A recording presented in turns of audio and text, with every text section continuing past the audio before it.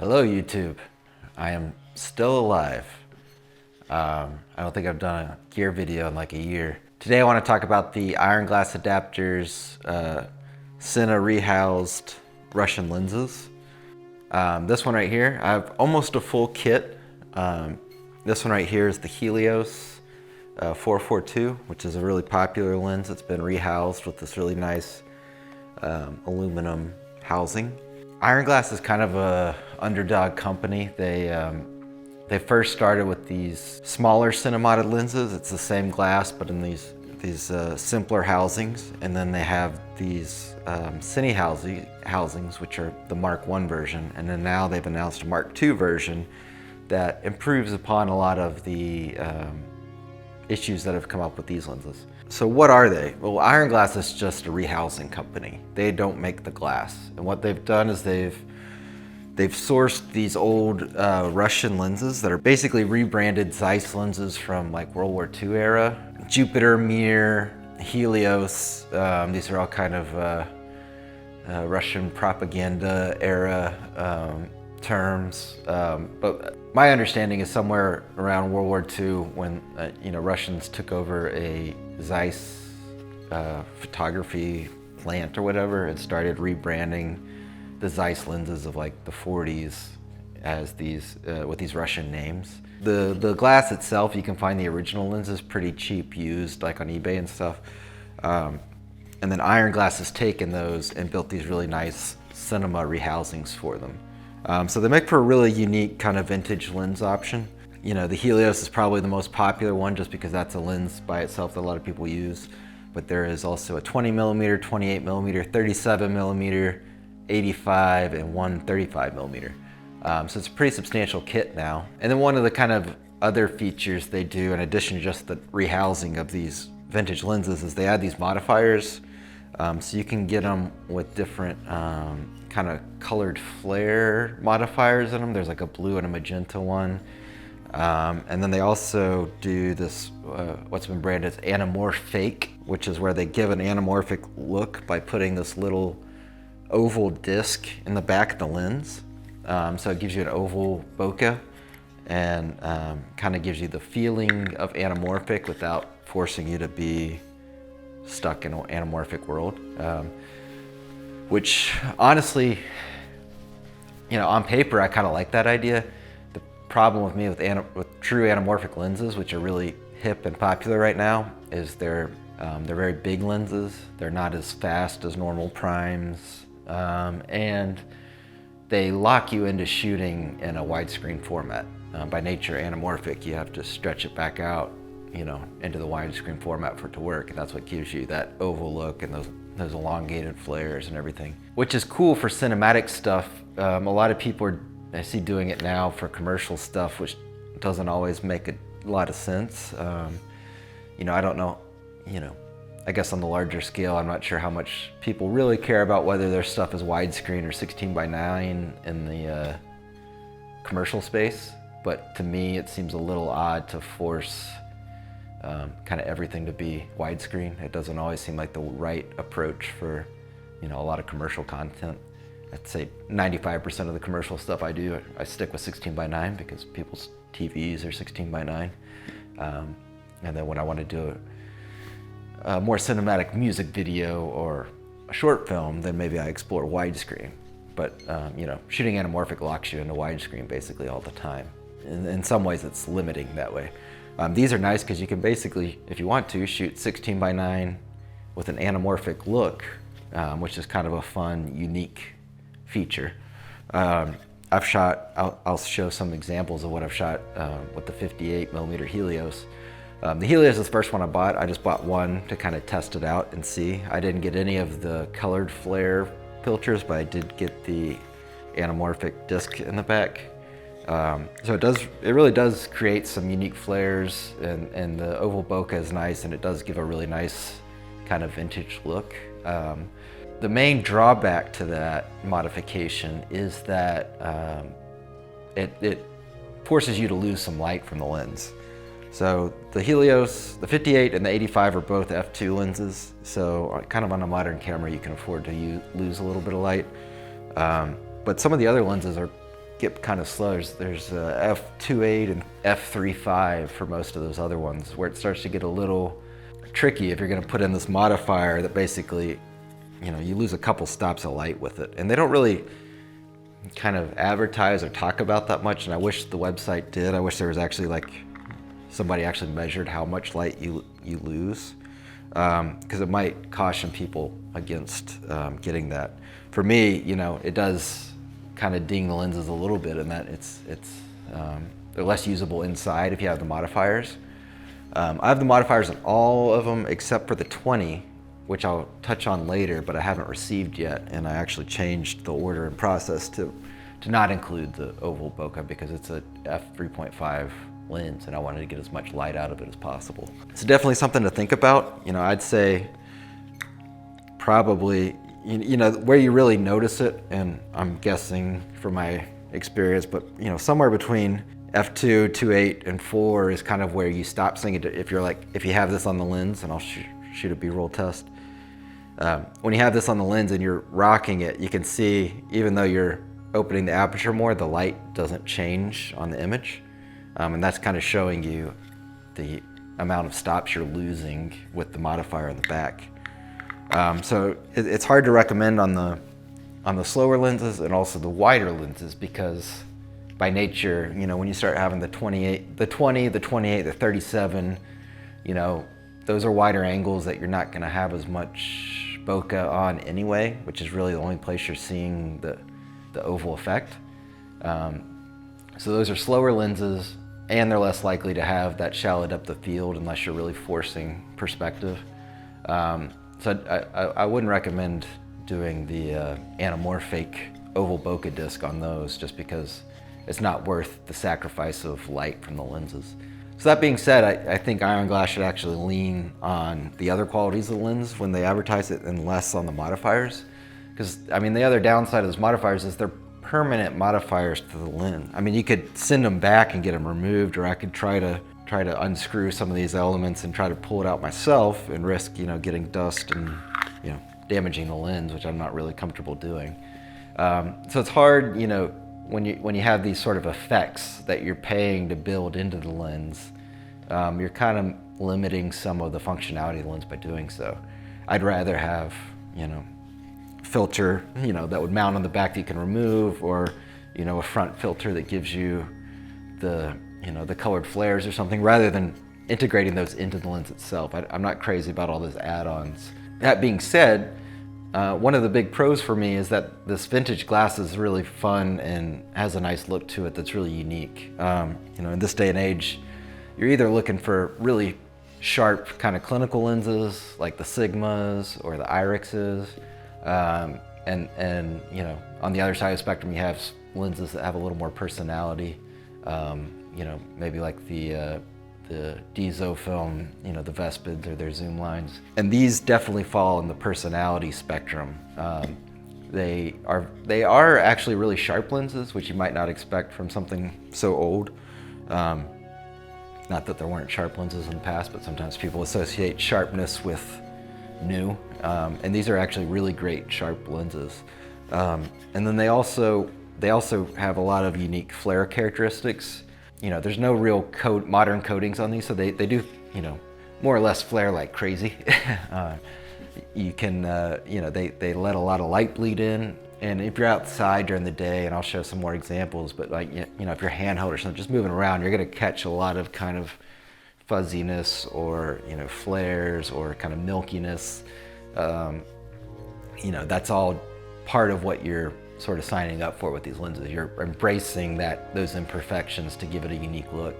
And I frankly kind of like it. It is a little unpredictable. You know, if you're doing an expensive client shoot, I wouldn't recommend it unless that's explicitly what they want, is, you know, to kind of dirty up the look a little bit, because it is kind of hard to predict how these lenses will handle any given situation, just because they're so open to any kind of light imperfections. We've recently shot a music video at night at a rodeo, where there are lots of spotlights around the ring. And so, you know, these lenses caught those flares from the spotlights like crazy, but it worked for that piece. And I'll show some clips from that as an example. But it could also, on that shoot, we mainly used the 28 on the Komodo, and then I used the 58 and the 85 on the Raptor. After a while, some of the 28 has a very clear, almost like X pattern of flares from all those spotlights, almost in every shot, and that could get a little old in that kind of situation if you're getting the exact same kind of flare pattern constantly. So it really just depends on the sort of lighting atmosphere you're in, and they're very susceptible to light. So they work best and they work cleanest in a controlled setting, but that's not really what you're after if you're using these lenses. You really want to embrace those imperfections and get that kind of vintage look. So yeah, personally, I like the look of the glass, housing aside, which is what you're paying for with Ironglass. I think these lenses from the 40s and 50s are actually really fun lenses to play with, and they give you something that separates the look of your footage, which is what a lot of people are looking for. But they're hard to recommend as like a primary prime set for somebody, because they are, specifically one kind of look. And if you get the modifiers on them, then they're even more locked into a unique look. I think Ironglass actually ought to more embrace just the natural features of the lenses and not feel like they have to add all these other things on top to give them value. I opted for the white version, which is basically just brushed aluminum. It's unpainted. They do kind of make you can probably hear in my lab, this kind of tactile sound, which I think is apart from just being the unpainted version. I think the black painted probably doesn't have as much of that. It's just your fingers on the metal kind of makes a noise. It's worth considering. You don't want lenses necessarily that make a lot of noise just from touching them. But that being said, if you're working with a follow focus on your camera, then you're not really going to be handling the lens that much while rolling. Probably the funniest feature about these is that the aperture and the focus rings are backwards. I don't know if that's how the original lenses are before the modifications. I'm assuming so, otherwise I don't know why they would do that. So it is a little weird if you're going back from normal lenses to these, that you can kind of forget that for some reason the aperture rings at the front and the focus rings at the back. They are fixing that in the Mark II versions that are coming. They're inverting that somehow, which is nice. They'll be more standardized. It is a nice, smooth action. I mean, they feel solid. They're well built.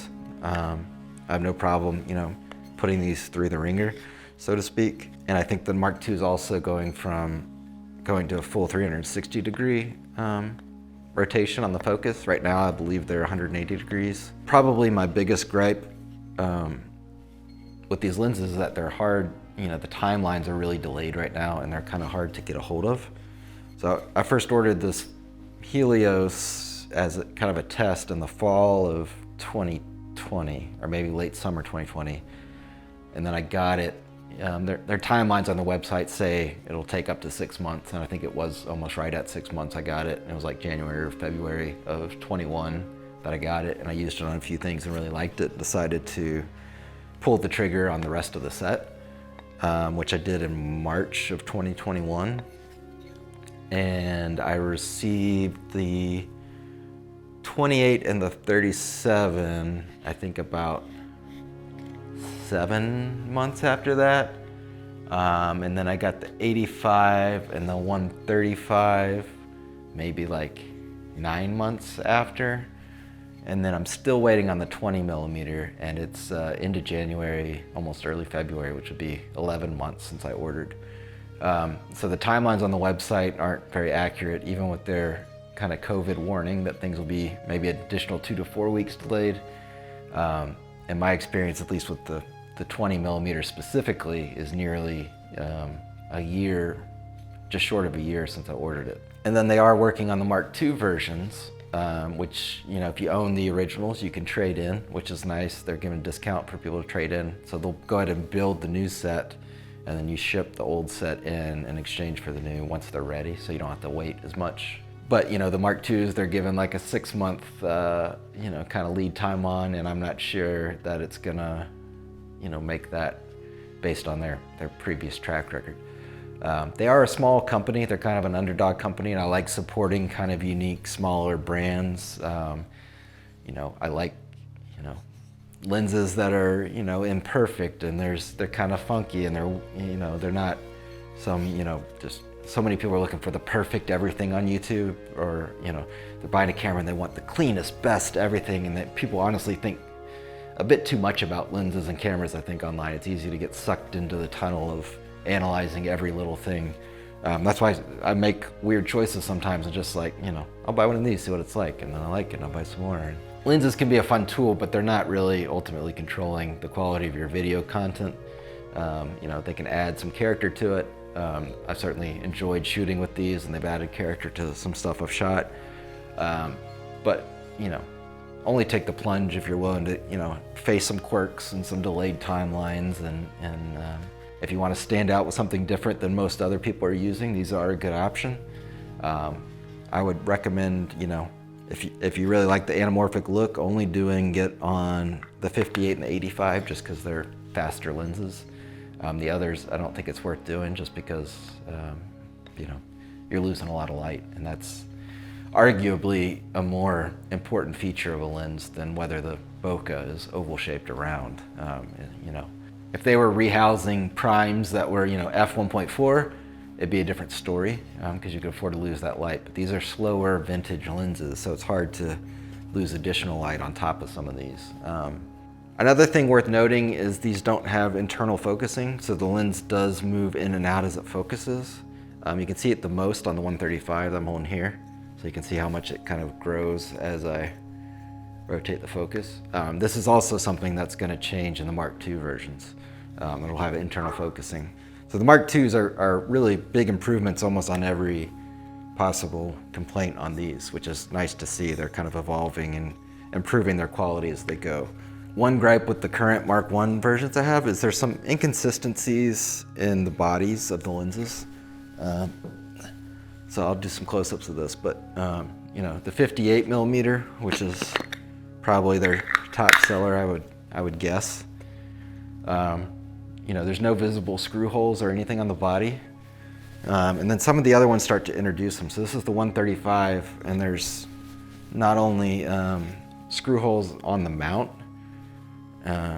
where, you know, arguably that's how they switch between the PL and the EF, but there's also screw holes around the focus barrel here. So like, it's a pretty drastic comparison when you have one lens that has no screw holes at all, and this one's got like upwards of 10 or 12, you know, around the barrel, which is a concern for dust or water or, you know, dirt getting in there. You know, as robust and kind of heavy duty as it feels with this aluminum body, you know, having a bunch of holes in the lens kind of makes you a little nervous. So I'm hopeful the Mark IIs will also correct that.